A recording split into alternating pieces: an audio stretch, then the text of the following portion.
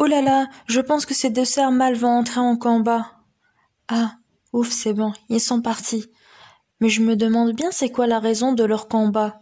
Et déjà, pourquoi les animaux entrent en compétition? Et c'est quel type de compétition celui-là? Plusieurs questions qui me font tourner la tête. Mais comme vous le savez bien, il n'y a pas une question sans réponse. Donc, allons le découvrir ensemble. Let's go! Les facteurs biotiques, c'est l'ensemble des actions ou dites aussi coactions que les organismes vivants exercent directement les uns sur les autres. Et nous avons deux types de coactions. Nous avons les réactions homotypiques ou aussi dites intraspécifiques qui se passent entre les individus de la même espèce. Par contre, les réactions hétérotypiques ou dites aussi interspécifiques qui se passent entre les individus de différentes espèces. Mais c'est quoi au juste ces réactions homotypiques et hétérotypiques? On commence tout d'abord par les réactions homotypiques ou aussi appelées intraspécifiques. Comme on l'avait dit, que ce sont les interactions qui se produisent entre les individus de la même espèce. Et on retrouve trois types. Nous avons effet de groupe, l'effet de masse et la compétition intraspécifique. On commence tout d'abord par la compétition intraspécifique. C'est une compétition qui se passe entre les individus d'une même espèce, mais aussi ils présentent les mêmes exigences en ressources, telles que la nourriture, la lumière, l'eau, territoire et même la zone de reproduction. Donc cela signifie que plus les exigences écologiques sont les mêmes, plus les individus entreront en compétition. Faut savoir aussi que ce type de compétition peut intervenir lors de fortes densités, mais aussi pour de très faibles densités de population. Et il se manifeste de façon très diverse. Par exemple, chez les végétaux, la compétition elle est liée aux fortes densités, et elle se fait surtout pour les facteurs limitants, tels que l'eau, la lumière et les nutriments. Et les conséquences de cette compétition se manifestent par la diminution du nombre de graines formées et l'augmentation de la mortalité. Par contre, chez les animaux, cette compétition a eu lieu pour le territoire, la nourriture ou le maintien de la dominance. Et cela aura aussi une conséquence où il y aura une diminution du taux de croissance des populations. On passe maintenant à l'effet de groupe. Et on parlera d'effet de groupe lorsque des modifications ont lieu chez les animaux de la même espèce, quand ils sont groupés par deux ou plus de deux. Et en général, c'est un effet bénéfique, c'est-à-dire qui est positif pour les espèces. Et aussi, il va assurer la sécurité de ces animaux. Et il est connu chez de nombreuses espèces d'insectes ou de vertébrés, et qui ne peuvent se reproduire normalement et survivre que lorsqu'elles sont représentées par des populations assez nombreuses. Par exemple, nous avons le cas du criquet, qui est solitaire, c'est-à-dire il vit tout seul en saison sèche. Mais une fois il y a un changement de temps et vient le temps de pluie, ces criquets commencent à se nourrir et à se reproduire jusqu'à atteindre un groupe de 50 individus par mètre carré. Et là, ils vont migrer en un temps record, des milliers de kilomètres en 20 heures seulement, et ils vont dévaster les terres agricoles. Et on parle pas seulement d'insectes dans l'effet de groupe. Même les mammifères, par exemple, les éléphants, ils se regroupent pour survivre, que ce soit pour trouver la nourriture ou lutter contre les ennemis. Et même les loups qui vivent en meute pour la chasse et plein d'autres exemples.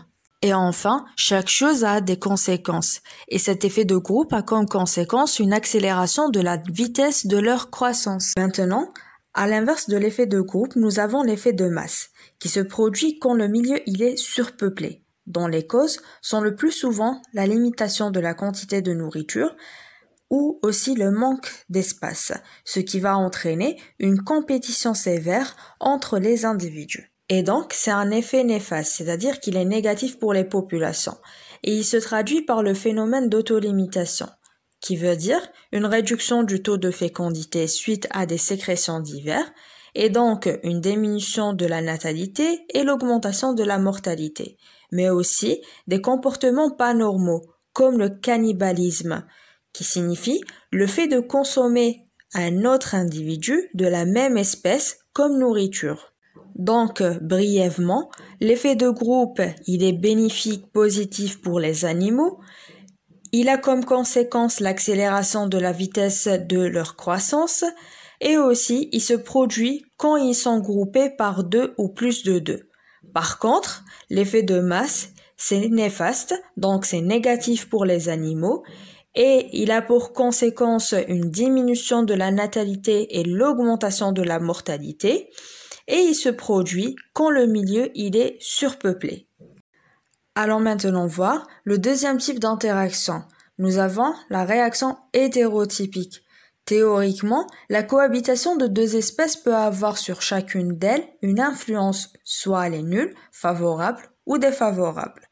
On peut distinguer les 8 types d'interaction. Nous avons neutralisme, compétition, prédation, parasitisme, symbiose, commensalisme, mutualisme ou coopération et l'amentialisme. On commence tout d'abord par le neutralisme. Le neutralisme, c'est neutre, c'est-à-dire c'est les deux espèces qui cohabitent ensemble mais sans avoir aucune influence ni positive ni négative l'une sur l'autre. Mais ce cas, il est vraiment rare. On peut prendre comme exemple le cas du chien et l'hérisson. Il n'y a aucune interaction entre eux. Ensuite, nous avons la compétition interspécifique, où nous avons plusieurs espèces différentes qui sont dites compétitrices et qui cherchent la même ressource du milieu, que ce soit nourriture, abri, et lieu de ponte, etc. Donc, s'il y a une ressource qui manque, la compétition, elle se déclenche. Donc, il y aura un combat entre eux. Par exemple, nous avons la hyène et le lion, qui partagent la même niche écologique, c'est-à-dire les mêmes ressources, et sont donc en concurrence permanente l'une avec l'autre, et entrent en compétition, et c'est ni profitable, ni pour l'un, ni pour l'autre, car ça va mener à des combats. Troisièmement, nous avons la prédation. C'est le lien entre la proie, par exemple le lapin, et le prédateur, le renard, où il y aura une relation profitable pour le prédateur, c'est-à-dire positive, mais elle sera négative pour la proie. Pourquoi? Car tout simplement, sa population va diminuer. On peut classer aussi les prédateurs en 3 catégories selon leur degré de spécialisation. Nous avons les polyphages qui s'attaquent à un grand nombre d'espèces. Nous avons aussi les oligophages qui se limitent à quelques espèces de proies seulement. Et en dernier, monophages qui ne consomment qu'un seul type de proie, une seule espèce.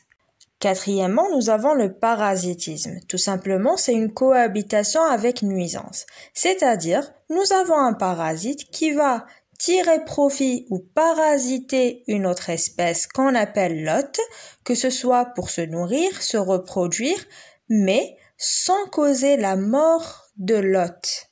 Il faut savoir que le parasite chez les animaux, il peut être soit ectoparasite, c'est-à-dire lié à la surface de l'hôte, que ce soit sur les poils ou bien la peau de l'animal, et dans la plupart des cas, ce sont des parasites qu'on appelle hématophages, c'est-à-dire ceux qui se nourrissent du sang de leur hôte. Par exemple, nous avons les poux qui parasitent l'homme ou les singes, ou aussi endoparasites, c'est-à-dire ils vont vivre une partie de leur cycle de vie à l'intérieur de leur hôte. Par exemple, nous avons l'Ascaris et Ténia.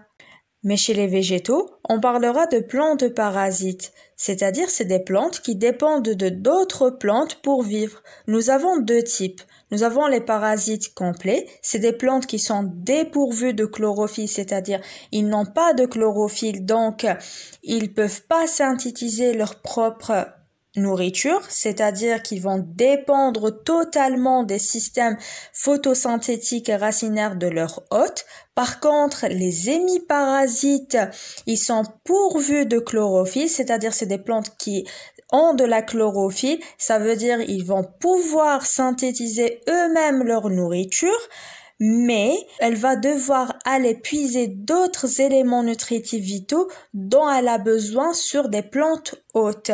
Cinquièmement, l'amentialisme.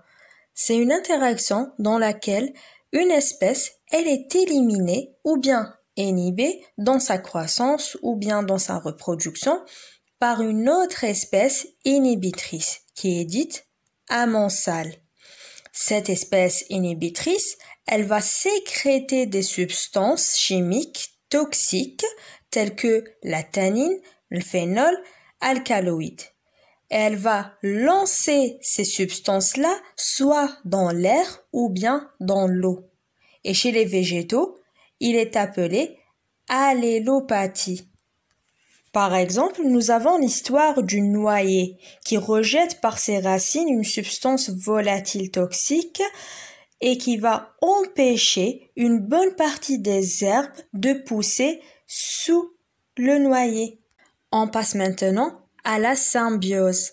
Tout simplement, la symbiose, c'est une association qui est obligatoire et indispensable entre deux espèces. Et chaque espèce ne peut survivre ou croître et se développer qu'en présence de l'autre. Comme par exemple, nous avons les lichens, qui sont formés par l'association d'une algue et d'un champignon. Et la symbiose, on peut dire, c'est une forme de mutualisme. Mais le mutualisme ou la coopération, c'est une association bénéfique, mais non obligatoire entre les deux espèces, et où nous avons deux espèces qui bénéficient réciproquement, telles que, on peut dire, la protection contre les ennemis, la pollinisation ou l'apport de nutriments. Par exemple, on peut prendre l'exemple du poisson clown et l'anémone de mer. Nous avons ici l'anémone de mer qui sert de refuge, on peut dire abri, aux poissons clowns et les protège des prédateurs.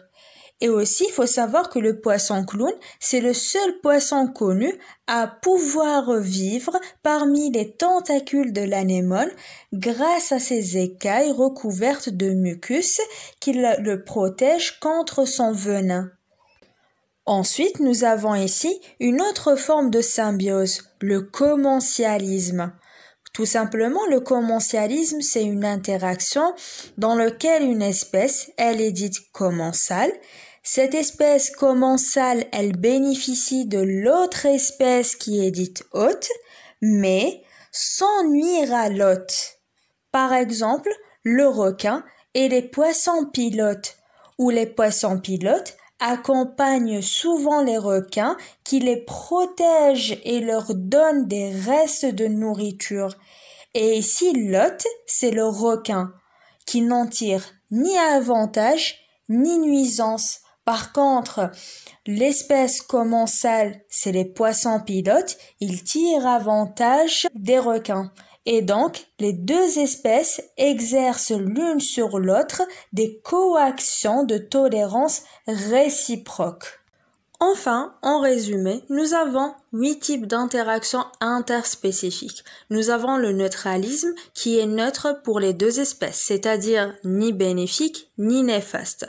Par contre, la compétition, c'est néfaste pour les deux. Ensuite, nous avons la prédation et le parasitisme qui est bénéfique pour le prédateur et le parasite. Par contre, c'est néfaste pour la proie et aussi l'espèce hôte. Ensuite, le commensalisme, c'est bénéfique pour l'espèce commensale, mais c'est neutre pour l'autre espèce. Et l'amentialisme, c'est neutre pour l'espèce amensale qui sécrète des substances chimiques. Par contre, c'est très néfaste pour l'autre espèce. En dernier, nous avons le mutualisme et symbiose. C'est bénéfique pour les deux espèces. Voilà, notre vidéo se termine ici et je vous dis à très bientôt dans une autre vidéo. Ciao!